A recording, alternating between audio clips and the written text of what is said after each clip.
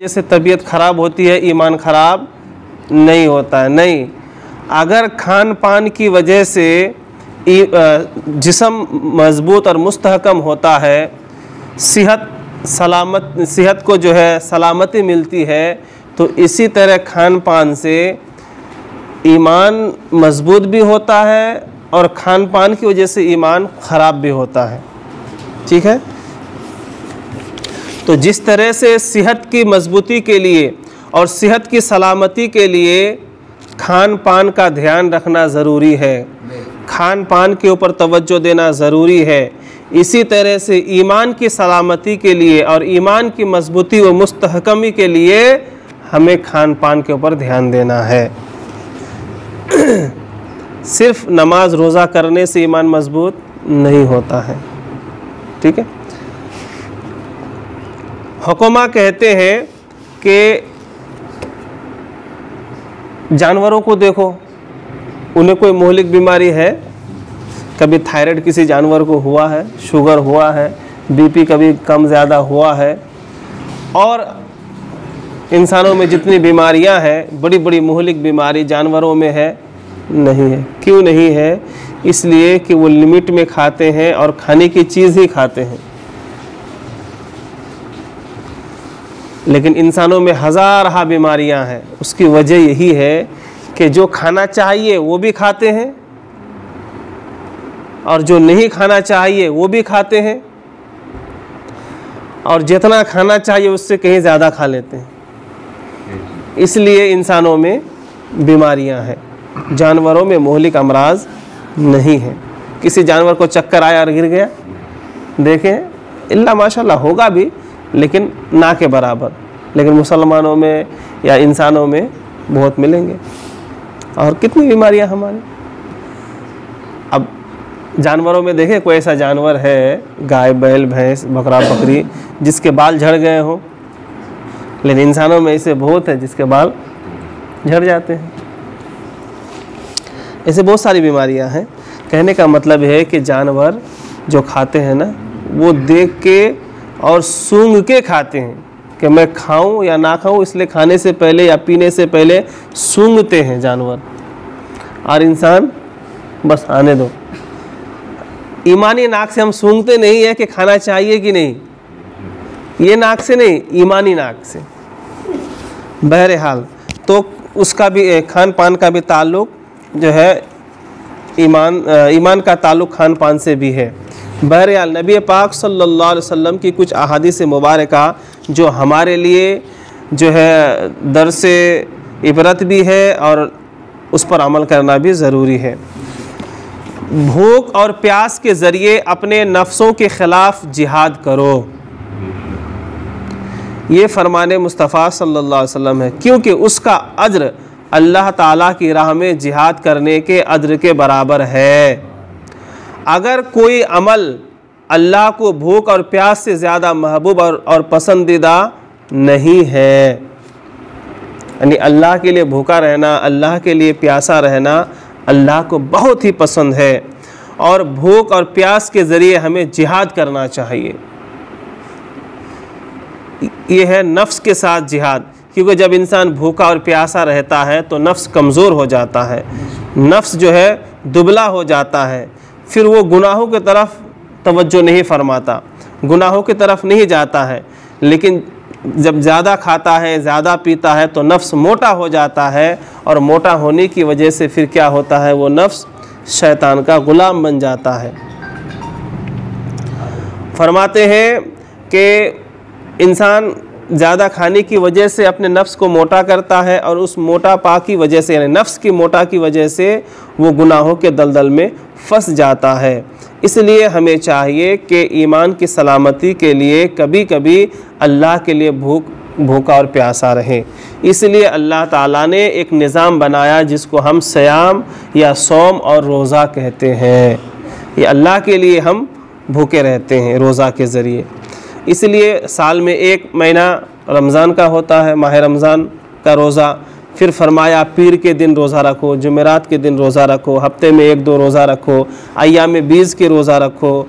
ये इसलिए हुक्म है ताकि हम भूख और प्यास के ज़रिए अपने नफ्स के ख़िलाफ़ जिहाद करें और अल्लाह को राज़ी करें। जो शख्स अपना पेट भरता है वो आसमान की बादशाहत में दाखिल नहीं हो सकता।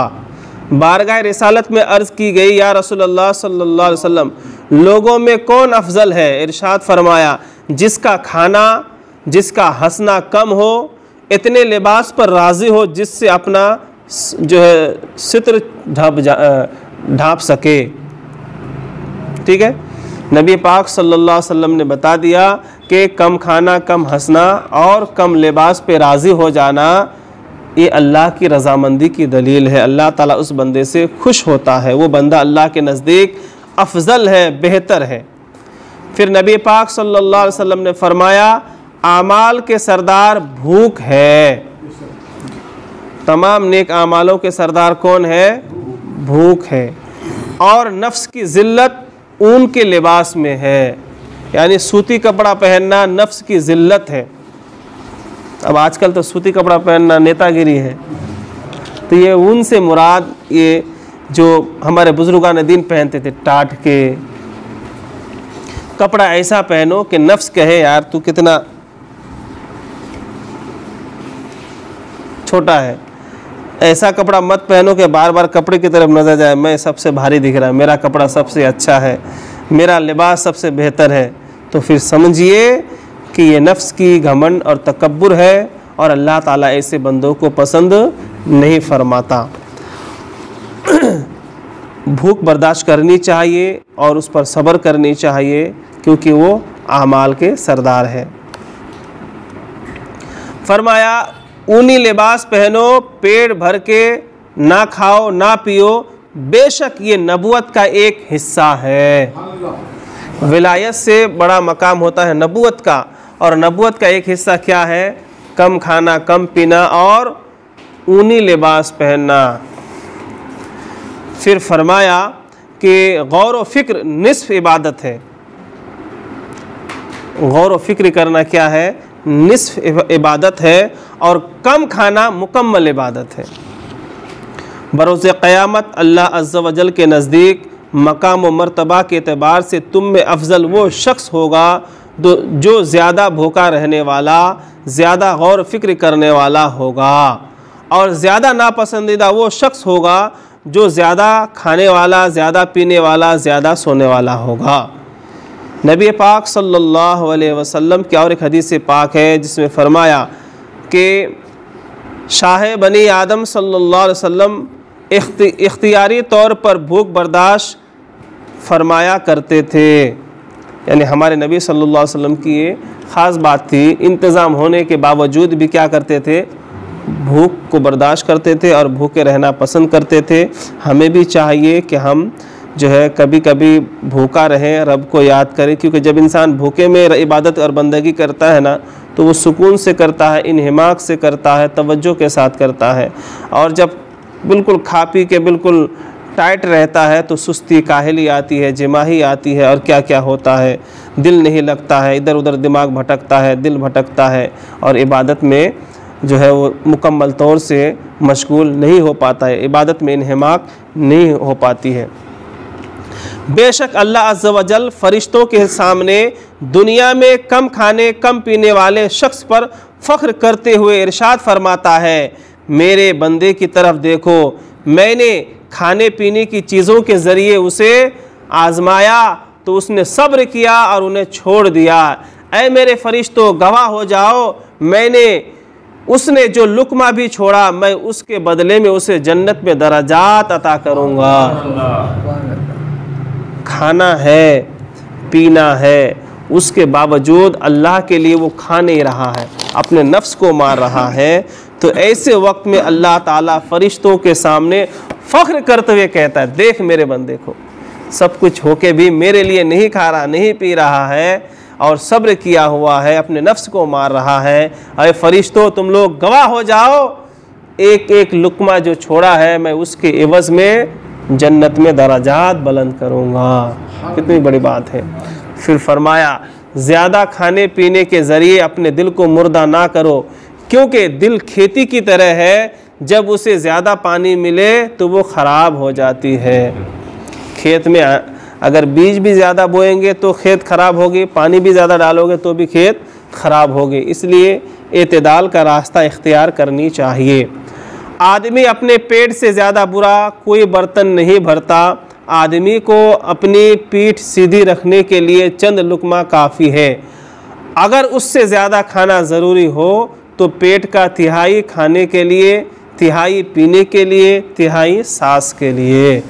यानी इस हदीस पाक में ये फरमाया गया कि अपने पेट को 3 हिस्सों में तकसीम करो।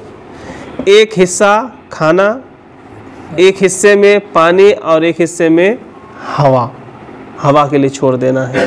यानी अपने पेट को 3 हिस्सा करना है। और अगर हम 3 के बजाय सिर्फ खाने ही से भर ले या सिर्फ पानी ही से भर ले तो ये गलत है। अल्लाह करीम हम तमाम को इन सुन्नतों पर अमल की तौफीक